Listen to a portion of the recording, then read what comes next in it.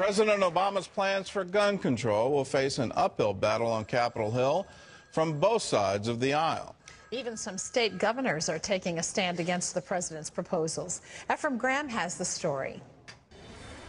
President Obama says his sweeping new gun control plan will keep America's children safe, and he kicked it off by signing 23 new executive actions. We will make it easier to keep guns out of the hands of criminals by strengthening the background check system.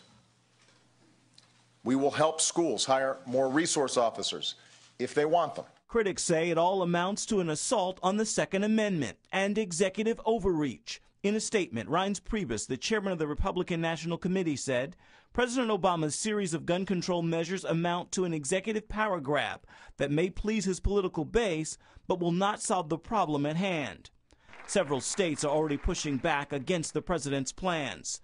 The governor of Mississippi says he wants his state to resist any presidential order that might restrict gun rights. To use this tragedy somehow is to say we need great reforms is just the wrong thing to do. What we're prepared to do is to ensure that constitutional guarantees are not stripped away because of political overreaction. And in Oregon, a sheriff says he won't enforce any gun law he believes is unconstitutional. We just can't let no matter how tragic and how heinous the crimes are of a very few people dictate what turns into federal regulations and laws that infringe upon the constitutional rights of honest Americans. Ken Klukowski is co-author of the book, The Blueprint, Obama's plan to subvert the Constitution and build an imperial presidency. He told CBN News state and local governments are within their rights to refuse to enforce executive orders from the president.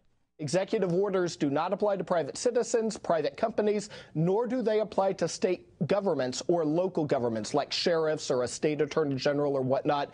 The president has no such authority. Ephraim Graham, CBN News. Well, there's another important factor behind the issue of gun violence, and it isn't getting much attention in Washington. Lee Webb has that story from the CBN Newsroom. Lee?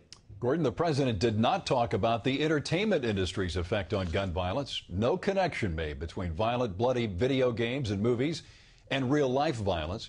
But the entertainment industry won't be exempt from the conversation. One of the president's 23 executive measures calls on the Centers for Disease Control and Prevention and other agencies to research the causes and prevention of gun violence, specifically the relationship between video games and media to violence. The president is calling on Congress to provide $10 million for that research. The pastor of the Episcopal Church closest to the White House will give the benediction at the president's inauguration Monday. Reverend Luis Leon replaces Atlanta megachurch pastor Louis Giglio. Giglio pulled out last week over criticism of a sermon he gave in the 1990s about homosexuality. In that sermon, he was critical of the gay rights movement.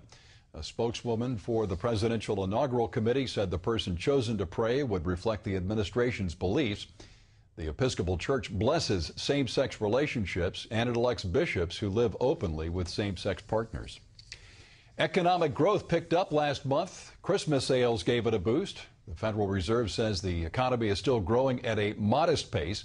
Not enough, really, to help improve the job market. The Fed report showed home prices rising across the country. Some analysts believe that the housing industry is finally rebounding, and they say that can be a bright spot. Overall, economists expect growth to be roughly the same this year as it was last. Gordon?